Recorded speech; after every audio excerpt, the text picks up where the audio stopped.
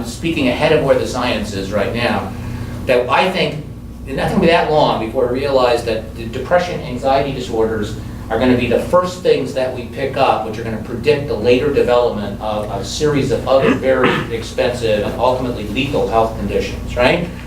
And so here, this slide just shows you the rate at which people who have other chronic illnesses also have depression. So you can see on that first, the first slide, diabetes. People who have diabetes, you know, about, in this study, about 28-29% of them also have depression.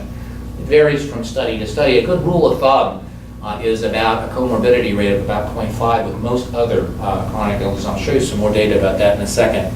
MI is myocardial infarction, a heart attack.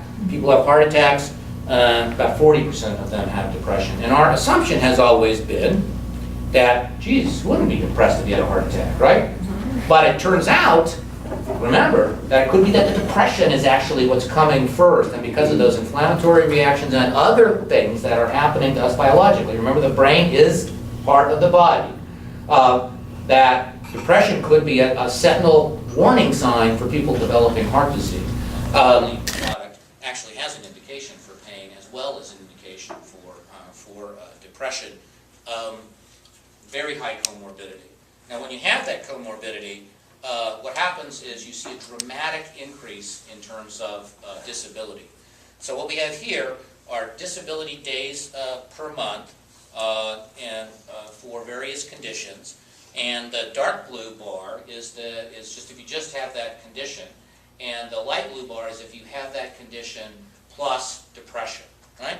So you can see for hypertension, it's like maybe a 0.2 disability days per month.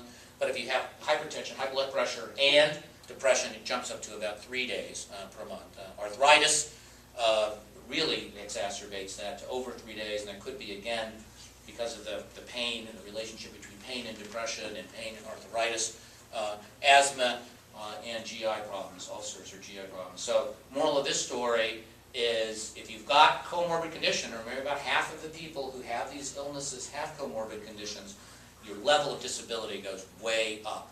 And that clearly impacts productivity, right, if I'm speaking to you, Mr. or Mrs. or Ms. Employer.